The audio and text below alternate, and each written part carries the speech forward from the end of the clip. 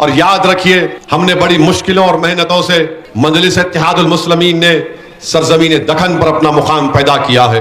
वहीं पर इल्जाम लगाते मजलिस पर गोशा महल का। अरे गोशा महल पहले यहाँ बुजुर्ग बैठे हुए हैं, आप जानते हैं कि गोशा महल उसका नाम से पहले क्या था, महाराजगंज था। और हमारे बुजुर्ग मेरी बात की तस्दीक कर सकते हैं कि कभी मजलिस ने महाराजगंज में इलेक्शन लड़ा, नहीं लड़ा। गोशा महल बनी 2009 में। 2009 में मुकेश गौड़ की तायद मजलिस ने की थी, वो एमएलए बने। 2014 में भी हमने तायद की कि वहां पे आरएसएस ना जीते, वो हार गए, हमारा उम्मीदवार नहीं। 2018 में फिर वहां पर इलेक्शन हुआ असेंबली का। मैं एक जराए से कांग्रेस के लोगों को बोलने लगा, कैंडिडेट मत खड़ा करो, हम बीजेपी को हरा देंगे।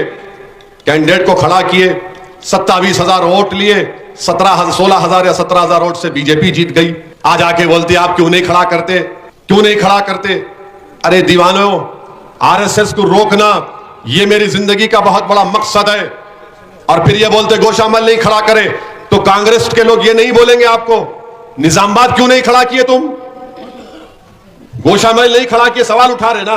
ओवैसी गोशा महल नहीं खड़ा किए, ये नहीं बोलते कि निजामाबाद क्यों नहीं खड़ा किए। यहां 27%, वहां 44% है। यहां पर एक रुकने बल्दिया है दत्तात्रेय नगर में, जाकिर साहब। वहां पर निजामाबाद में 16 कॉर्पोरेटर है मजलिस के, डिप्टी मेयर मजलिस का है।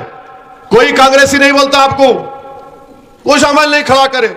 निजामाबाद क्यों नहीं खड़ा किए, पूछो मेरे से, क्यों नहीं खड़ा किए। इसलिए नहीं खड़ा किया मैं, बावजूद मेरा डिप्टी मेयर 16 कॉर्पोरेटर रहने के बावजूद, कि मैं नहीं चाहता था कि निजामाबाद में आरएसएस कामयाब हो जाए।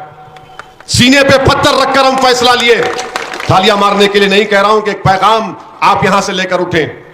हम नहीं खड़ा किए वहां पर, और जैसा मैंने कहा मैं नहीं खड़ा करूंगा, कामारेड्डी से लाके उनको वहां उतार दिए। कौन खड़ा रहा कामारेड्डी से लाकर। कामारेड्डी से जब उम्मीदवार थे तो चीखे मार रहे थे, मेरे को सीएम हराने आ गया, मेरे को सीएम हराने आ गया। अब निजामाबाद चले गए तो वहां पर बीजेपी मुस्कुरा रही है। बीजेपी निजामाबाद टाउन की सीट पर मुस्कुरा रही। क्यों गए वहां पर आप। निजामाबाद की आवाम से मोहब्बत नहीं है क्या आपको।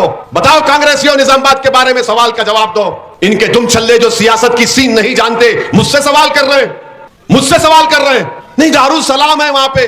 अरे दारुसलाम सिर्फ गोशा महल का नहीं है, दारुसलाम हर सीने में धड़कने वाले दिलों का मरकज है।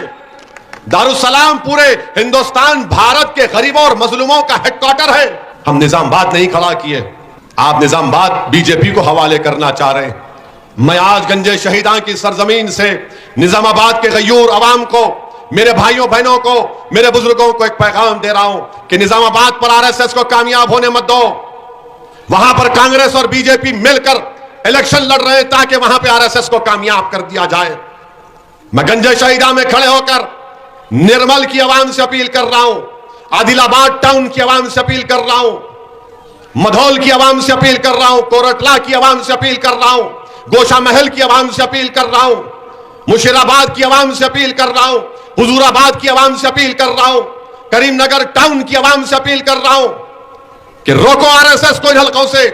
यहां पर कांग्रेस मिली हुई है बीजेपी के साथ। मैं खुलकर आज कह रहा हूं, और जब नतीजे आएंगे, अगर आप गलती करेंगे, अगर आप अपने वोट को डिवाइड कर देंगे, तो खुदा ना खास्ता वहां पे आरएसएस कामयाब हो जाएगी।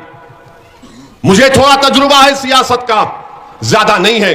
उस तजुर्बे की बुनियाद पर मैं आपको बाखबर कर रहा हूं कि नामपल्ली में वही खेल हो रहा है जो निजामाबाद में लोग खेल खेल रहे हैं। नामपल्ली में वही खेल हो रहा है जो मधौल और निर्मल में खेला जा रहा है। तो मेरे अजीज दोस्तों और बुजुर्गों, इनकी साजिश को आपको नाकाम करना है, इनके नापाक ख्वाबों को आपको चकनाचूर करना है। और कैसे करेंगे। मुत्तहिद होकर अपना एक एक वोट को जाय होने नहीं देंगे। यकीनन आपको मुझसे शिकायत होगी, मगर मुझसे जो शिकायत है, मैं हाजिर हूं आपके दरमियान में। मगर कम से कम अपने वोट को बचा के रखिए, अपने इत्तेहाद को इंतशार में तब्दील होने से बचाइए। ये साजिशें की जा रही हैं, नामपल्ली में मुख्तलिफ बातें की जाती हैं, मुख्तलिफ बातें बयानात दिए जाते हैं, मगर असल खेल ये है, इलेक्शन यहां पर है और पूरी साजिशें की जा रही हैं। तो मुझे यकीन है आपके सियासी शऊर पर, मुझे यकीन है कि आप में एक तड़प और मोहब्बत है मजलिस के लिए। मुझे यकीन है कि ये नापाक कोशिशों को और इनके नापाक अज़ाइम को आप 30 तारीख के दिन एक शीशा पिलाई हुई दीवार की तरह अपना एक एक वोट मजलिस के हक में इस्तेमाल करके इन तमाम फिरका परस्त ताकतों को शिकस्त देंगे।